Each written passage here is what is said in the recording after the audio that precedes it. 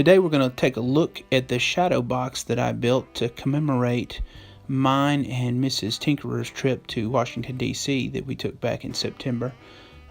We had such a good time. It was a once-in-a-lifetime trip. I wanted something to commemorate it, something that we could look at every day hanging on the wall and remember the good times and the places we visited, and also something where we could show others and explain to them what we saw and what was so cool about it. So we're going to look at that box today. I'm going to take you through it and we're going to see the highlights of it.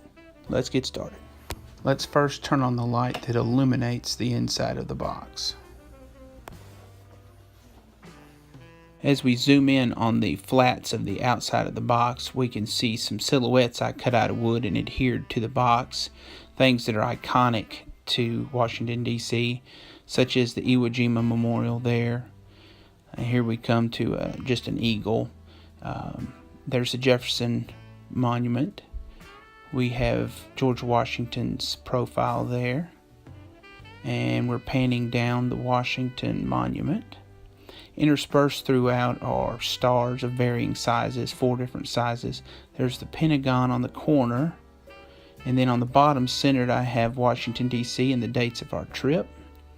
As we pan left, we see Lincoln's bust, more stars, and then there's the Tomb of the Unknowns. There's a tomb and the soldier standing guard in a wreath.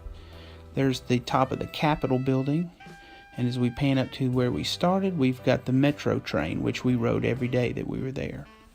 In the center, inside, as if floating in midair, is the metro map that we carried to find our way around every day as we rode the metro.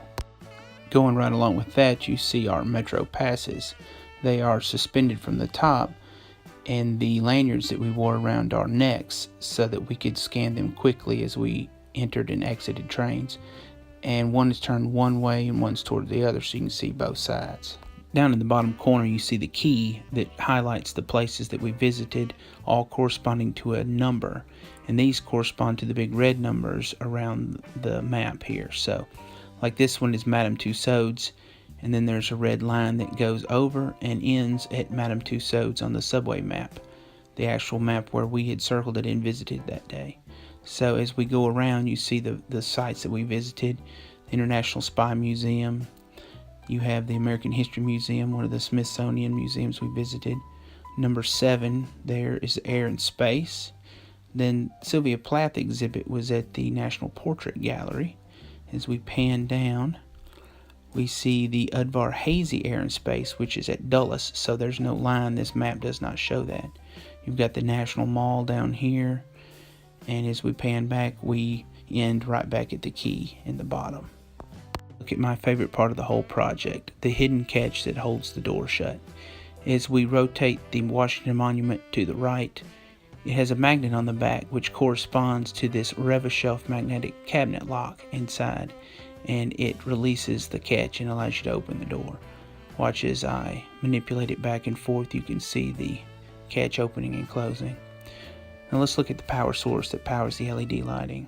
I opted for 6-volt lantern batteries. I've got 2 in here, one on this side and one on this side. They're wired in series for 12 volts.